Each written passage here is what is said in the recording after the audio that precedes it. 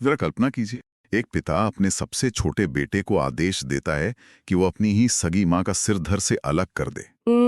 और बेटा बिना एक पल सोचे अपनी कुल्हाड़ी उठा भी लेता है। बिल्कुल बिना कोई सवाल किए वो अपनी माँ का वध कर देता है। सुनने में ये किसी बेहद खौफनाक और बर्बर अपराध की कहानी लगती है ना? हाँ, किसी को भी विचलित कर सकती है ये बात। एक बेटे का अपनी माँ को मारना हमारे बुनियादी इंसानी स्वभाव के बिल्कुल खिलाफ है। सही कहा।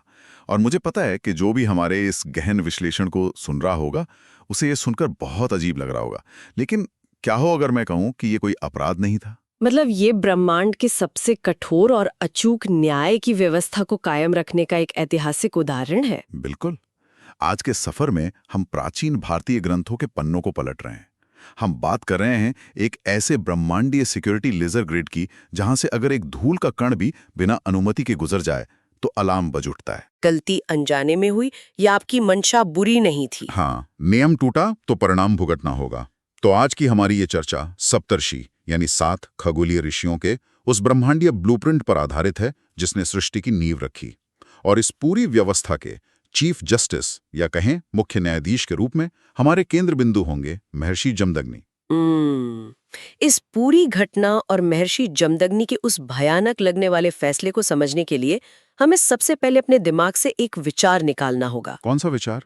यही कि ये सप्तर्षि जंगलों में बैठकर केवल ध्यान लगाने वाले साधारण मनुष्य या संत थे। हमारे प्राचीन स्रोत बहुत स्पष्ट रूप से बताते हैं कि ये 7 ऋषि भगवान ब्रह्मा के मानस पुत्र हैं। अच्छा, तो ये मानस पुत्र का असल में मतलब क्या होता है? इसका सीधा सा अर्थ है कि इनकी उत्पत्ति किसी जैविक या शारीरिक प्रक्रिया से नहीं हुई है। ये सीधे निर्माता के मन या उनके विशुद्ध मानसिक संकल्प से पैदा हुए हैं। मतलब वे एक तरह से विशुद्ध चेतना या प्योर कॉन्शियसनेस का रूप है। बिल्कुल। वर्तमान समय में जिसे वैदिक शास्त्रों में वैवस्वत मनवंतर कहा गया है, यानी सृष्टि के निर्माण और प्रलय के बीच का एक बहुत बड़ा कॉस्मिक रीसेट साइकिल, ये 7 ऋषि इस वर्तमान साइकिल के मार्गदर्शक हैं। तो वे ब्रह्मांड के वास्तुकार हैं? हाँ, और इन्हीं 7 महाविभूतियों में से एक है महर्षि जमदग्नि, जो ब्रह्मा जी के मानस पुत्र महर्षि भृगु के महान वंशज हैं। ये बहुत ही दिलचस्प है। मतलब ये ऋषि केवल प्रार्थनाएं नहीं कर रहे हैं, बल्कि वे भौतिकी और ब्रह्मांड के नियमों को लिख रहे हैं और उन्हें लागू भी करवा रहे हैं। एकदम सही। अगर हम महर्षि जमदग्नि के परिवार की बात करें, तो स्रोतों के अनुसार उनका विवाह राजा प्रसेनजित के पुत्री रेणुका से हुआ था। उनके 5 पुत्र थे। रुक्मवान, सुखेण, वसु, विश्वान और सबसे छोटे पुत्र परशुराम। हाँ, और परशुराम को तो स्वयं भगवान विष्णु का अवतार माना जाता है। इस पूरे परिवार और सप्तऋषियों की व्यवस्था को देखकर ऐसा लगता है जैसे ये कोई प्राचीन ब्रह्मांडीय सुप्रीम कोर्ट है। और महर्षि जमदग्नि उस कोर्ट के सबसे सख्त न्यायाधीश हैं। लेकिन मुझे यहाँ एक बात समझनी है। हम कहते हैं कि उनका काम धर्म या कॉस्मिक ऑर्डर को बनाए रखना था। क्या ये धर्म केवल कुछ पूजा पाठ तक सीमित था, या इसका सीधा असर सृष्टि के चलने या रुकने पे पड़ता था? देखिए, धर्म का अर्थ उस युग में केवल पूजा पाठ या नैतिकता नहीं था। धर्म का मतलब था वो नियम जो इस पूरे ब्रह्मांड को एक साथ थाम कर रखता है। जैसे गुरुत्वाकर्षण? बिल्कुल, गुरुत्वाकर्षण एक धर्म है, ग्रहों का अपनी कक्षा में घूमना धर्म है। महर्षि जमदग्नि इस व्यवस्था के उस स्तंभ का प्रतिनिधित्व करते हैं जो नियम और कर्तव्य के पालन में किसी भी प्रकार की मानवीय कमजोरी को बर्दाश्त नहीं करता। मतलब कोई कोताही नहीं। कोई कोताही नहीं। प्राचीन काल में प्रकृति, ऊर्जा और समाज के बीच एक बहुत ही नाजुक संतुलन हुआ करता था। उस संतुलन को बनाए रखने के लिए ये जरूरी था कि नियम सबके लिए पूरी तरह से समान हो, चाहे वो कोई साधारण मनुष्य हो या स्वयं महर्षि का अपना परिवार। हाँ, उनकी कठोरता किसी अहंकार का रूप नहीं थी, बल्कि वो उस संतुलन को साधने का एक अनिवार्य मैकेनिज्म था। और उस मैकेनिज्म की जो सबसे भयानक और चौंकाने वाली परीक्षा हुई, वो उसी घटना में दिखती है जिसका मैंने शुरुआत में जिक्र किया था, पत्नी रेणुका और उनके पुत्रों के साथ घटी वह घटना। वो प्रसंग सच में बहुत गहरा है। कथा के अनुसार माता रेणुका एक अत्यंत पतिव्रता और आज्ञाकारी स्त्री थीं। एक दिन वो नदी से यज्ञ के लिए जल लेने गईं, लेकिन वहां नदी किनारे उन्होंने गंधर्व चित्ररथ और अप्सराओं को जल क्रीड़ा करते देखा। और बस कुछ पल के लिए उनका ध्यान भटक गया। हाँ, केवल कुछ ही पल के लिए वो उस दृश्य को देखकर आसक्त हो गई। जल लाने में थोड़ी देर हो गई, आश्रम में बैठे महर्षि जमदग्नि ने अपनी योग शक्ति से इस पूरी घटना को देख लिया, और इसके बाद जो हुआ वो आधुनिक इंसान की सोच से बिल्कुल परे है। आधुनिक नजरिए से ये बिल्कुल एक चरम प्रतिक्रिया लगेगी। बिल्कुल लगेगी। मतलब आज के दृष्टिकोण से देखें तो एक पल के आकर्षण या बस थोड़ी सी देरी के लिए मौत की सजा, ये तो ऐसा है जैसे किसी ने सड़क पर ट्रैफिक सिग्नल तोड़ा हो और उसे सीधे फांसी पर लटका दिया जाए। ये तुलना सुनने में सही लगती है, लेकिन हमें ये समझना होगा कि प्राचीन काल में यज्ञ क्या होता था। तो यज्ञ कोई साधारण हवन नहीं था। बिल्कुल नहीं। इसे आप आज के विज्ञान की भाषा में एक बहुत ही वोलेटाइल न्यूक्लियर रिएक्शन या किसी उपग्रह को लॉन्च करने वाले कॉम्प्लेक्स सॉफ्टवेयर कोड की तरह देख सकते हैं। अरे वाह, न्यूक्लियर रिएक्शन की तरह। हाँ, यज्ञ के जरिए ऋषि ब्रह्मांड की ऊर्जाओं को नियंत्रित करते थे। ऐसे अनुष्ठानों के लिए केवल शारीरिक शुद्धि काम नहीं आती थी, मानसिक शुद्धता और पूर्ण एकाग्रता अनिवार्य थी, एक भौतिक नियम की तरह। तो आप कह रही हैं कि रेणुका का ध्यान भटकना केवल एक भूल नहीं थी, बल्कि उस प्रक्रिया में एक खतरनाक ग्लिच था। बिल्कुल, एक ग्लिच था। इसे एक रासायनिक प्रक्रिया की तरह देखिए। अगर आप किसी अति संवेदनशील प्रयोग में एक बूंद गलत रसायन मिला दें, तो पूरी प्रयोगशाला उड़ सकती है। मतलब पूरा सिस्टम क्रैश हो सकता है। हाँ, वैदिक विज्ञान में संकल्प और विचार का भौतिक प्रभाव होता था। जब रेणुका का ध्यान भटका, तो उनके मन में उठी आसक्ति ने उस जल की ऊर्जा को, उस पूरे यज्ञ की फ्रीक्वेंसी को दूषित कर दिया। अच्छा, तो जमदग्नि ने केवल ये नहीं देखा कि रेणुका को देर हो गई है। नहीं, उन्होंने उस मानसिक विचलन को देखा जिसने उस कॉस्मिक लेजर ग्रिड को ट्रिगर कर दिया था। जमदग्नि एक आम इंसान की तरह गुस्से में नहीं आए थे, वे एक सेफ्टी मैकेनिज्म की तरह प्रतिक्रिया कर रहे थे। मतलब वे इंसान नहीं है जो व्यक्तिगत चुनाव कर रहे हैं, वे भौतिकी के नियमों का मानवीकरण है। बिल्कुल। गुरुत्वाकर्षण आपको पहाड़ी से गिरने पर इसलिए सजा नहीं देता क्योंकि उसे आपसे नफरत है, वो बस अपना काम करता है। जमदग्नि के लिए ब्रह्मांडीय नियम व्यक्तिगत या पारिवारिक रिश्ते से बहुत ऊपर था। ये स्पष्टीकरण तो इस घटना को देखने का नजरिया ही बदल देता है, लेकिन इसके बाद जो हुआ वो इसे एक बहुत ही गहरे नैतिक संकट में धकेल देता है। आप उस ट्रॉली प्रॉब्लम की बात करें ना? हाँ, जिसे आज की भाषा में हम मॉरल डिलेमा कहते हैं। जब रेणुका वापस आई तो जमदग्नि ने अपने 5 पुत्रों को बुलाया और उन्हें आदेश दिया कि वे अपनी माता का सिर धड़ से अलग कर दें। और पहले 4 बड़े पुत्रों ने इनकार कर दिया। हाँ, रुक्मवान, सुखेन, वसु और विश्वान ने इस क्रूर आदेश को मानने से साफ इनकार कर दिया। और कोई भी बेटा ये कैसे कर सकता है? लेकिन सबसे छोटे पुत्र परशुराम ने बिना कोई संकोच किए अपनी कुल्हाड़ी से अपनी माता का वध कर दिया। ये सच में एक बहुत बड़ा क्षण था। देखिए, मैं यहाँ पूरी मजबूती से असहमत होना चाहूंगा। धर्म केवल कठोर नियम नहीं है, धर्म तो अहिंसा परमो धर्म भी सिखाता है। एक तरफ पिता और गुरु की आज्ञा है और दूसरी तरफ अपनी जन्म देने वाली माँ का जीवन। ये बहुत जायज सवाल है। एक माँ की हत्या करना धर्म कैसे हो सकता है? परशुराम ने बिना सोचे ये कैसे कर दिया?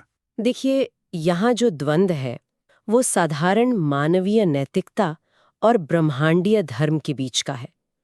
4 बड़े पुत्रों ने जो किया वो पूरी तरह से मानवीय भावनाओं, जीव विज्ञान और प्राकृतिक प्रेम के वशीभूत होकर किया, जो कि बहुत स्वाभाविक है। हाँ, एक पुत्र के लिए अपनी माता का वध करना प्रकृति के विरुद्ध है और इसीलिए उन्होंने इनकार किया।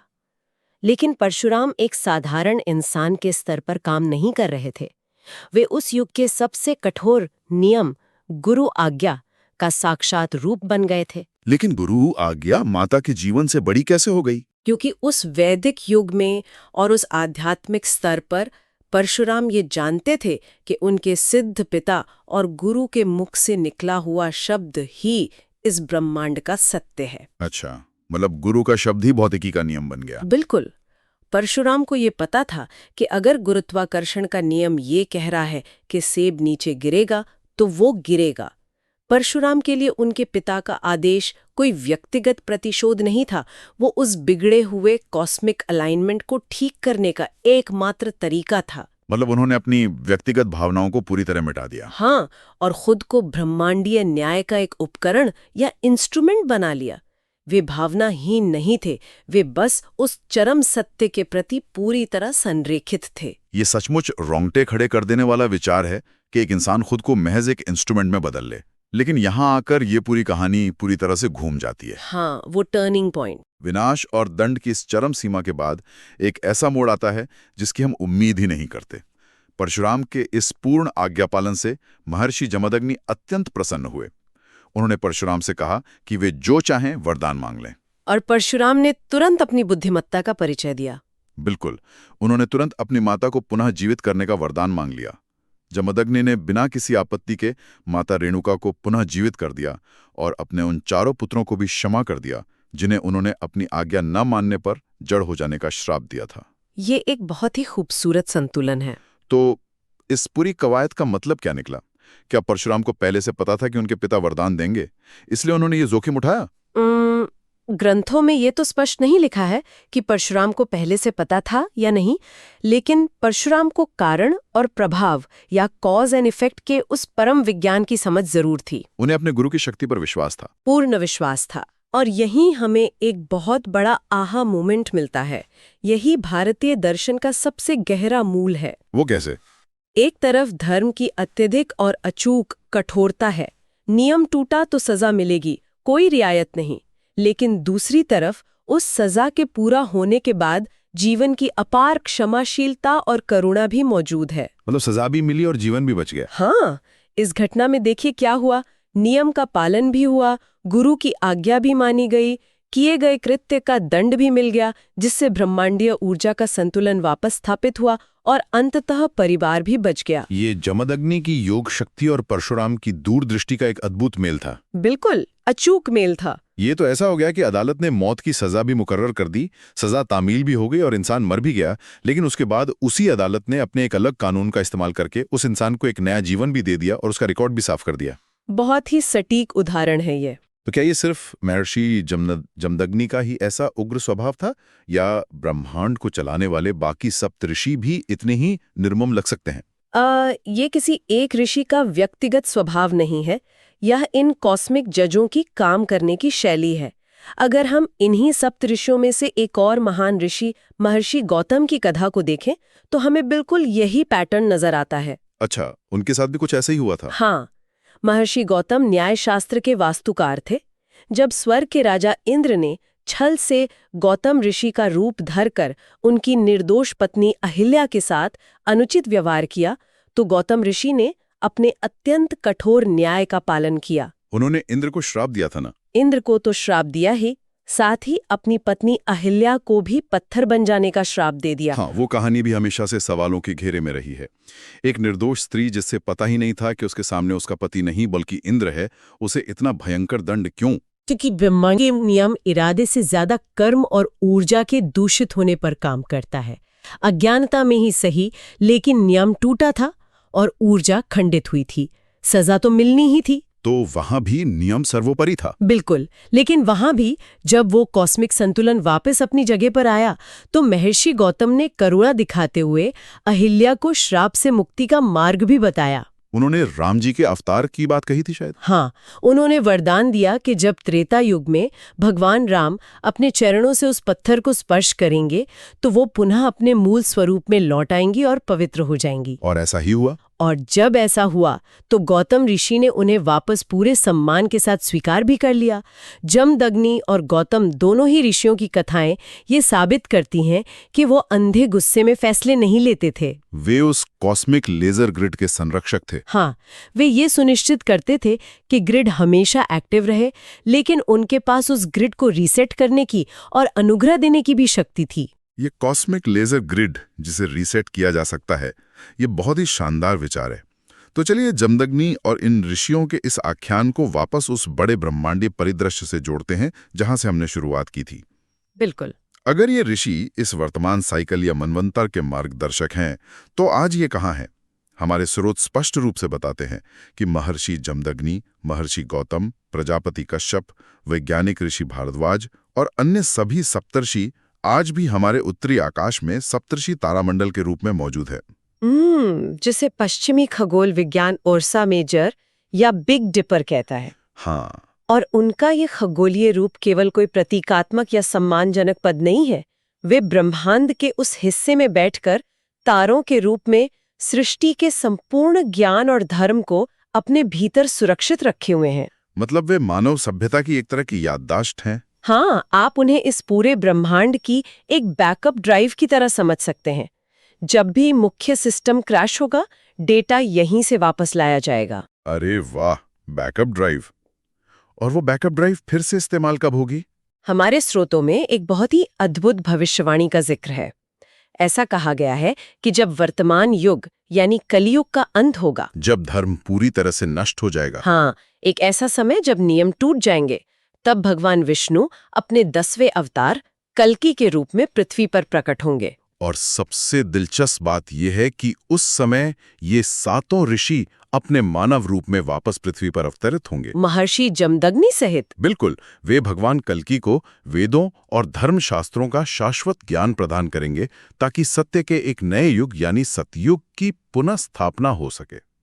मतलब इन ऋषियों का काम अभी खत्म नहीं हुआ है। वे सिर्फ इतिहास या पौराणिक कथाओं के पन्नों में कैद नहीं हैं। हाँ, वे हमारे भविष्य के ब्लूप्रिंट का भी सबसे सक्रिय और अहम हिस्सा हैं। और ये इस बात का सबसे बड़ा प्रमाण है कि ज्ञान कभी नष्ट नहीं होता। परिस्थितियां चाहे जितनी भी बदल जाएं, युग बदल जाएं, या पूरी मानवता अपना रास्ता भूलकर अराजकता में डूब जाए, वो ज्ञान जो सृष्टि का मूल आधार है, वो हमेशा उन सप्त ऋषियों के पास सुरक्षित रहता है। महर्षि जमदग्नि जैसे ऋषि उस सार्वभौमिक ज्ञान की संरक्षक हैं। जब भी दुनिया धर्म को भूलने लगती है, वे उस ज्ञान को वापस इंस्टॉल करने के लिए लौट आते हैं। आज के इस गहन विश्लेषण से एक बात तो पूरी तरह से स्पष्ट हो जाती है कि महर्षि जमदग्नि को केवल एक क्रोधित पिता या एक गुस्सैल ऋषि के रूप में देखना बहुत बड़ा अन्याय होगा। उनके साथ भी और हमारे अपने ज्ञान के साथ भी। बिल्कुल, वे उस अटल धर्म के रक्षक हैं जहां नियम सबके लिए बिना किसी भेदभाव के समान हैं। उनकी कहानी हमें ये सिखाती है कि ब्रह्मांड की इस विशाल व्यवस्था को बनाए रखने के लिए कभी-कभी जीव विज्ञान और मानवीय भावनाओं से बहुत ऊपर उठकर फैसले लेने पड़ते हैं। और सुनने वालों के लिए ये एक बहुत बड़ा विचार मंथन है। आज हम एक ऐसे सूचनाओं और आधुनिकता से भरे युग में जी रहे हैं जहां ग्रे एरिया बहुत ज्यादा है। हाँ, हम हर नियम को अपनी सुविधा के अनुसार मोड़ या तोड़ सकते हैं और उसे सही भी ठहरा सकते हैं। हम हर गलती के लिए बहाने ढूंढ लेते हैं। लेकिन महर्षि जमदग्नि और सप्तर्षियों की ये कहानी हमें याद दिलाती है कि ब्रह्मांड इस तरह काम नहीं करता। कुछ शाश्वत सत्य, कुछ ब्रह्मांडीय नियम और कर्तव्य कभी नहीं बदलते। सत्य और ब्रह्मांड का संतुलन उसी कठोरता और पूर्ण आज्ञा पालन पर टिका है। बिल्कुल सही बात है। और जब हम वापस उसी अचूक सिक्योरिटी लेजर ग्रिड के उदाहरण पर आते हैं तो ये बात और भी गहराई से समझ में आती है। मशीन रियायत नहीं देती और ब्रह्मांड के नियम भी माफी नहीं मांगते। नियम अपना काम करेंगे ही। हाँ, लेकिन इसी के साथ इस चर्चा को खत्म करते हुए एक बहुत ही नया और उत्तेजक सवाल हमारे सामने खड़ा होता है। जरा सोचिए, हमारी उन भविष्यवाणियों के अनुसार जब कलयुग के चरम पर महर्षि जमदग्नि कल्कि अवतार के समय उस बैकअप ड्राइव को लेकर वापस लौटेंगे तो क्या होगा? क्या आज की आधुनिक मानवता उनके नियमों का पालन कर पाएगी? यही सवाल है। क्या ये ग्रे एरिया में जीने वाली, सवाल उठाने वाली और सुविधाभोगी मानवता उनके उस अत्यंत कठोर और अचूक धर्म का पालन कर पाएगी? क्या हम उस लेजर ग्रिड के बीच से सुरक्षित निकल पाएंगे? या फिर उस नए युग के लिए महर्षि जमदग्नि को अपने न्याय के उन प्राचीन और कठोर नियमों को आधुनिक इंसान के हिसाब से बदलना पड़ेगा? ये एक ऐसा सवाल है जो हम सबको ब्रह्मांड में अपनी हैसियत और अपने बनाए नियमों पर सोचने के लिए मजबूर कर देता है।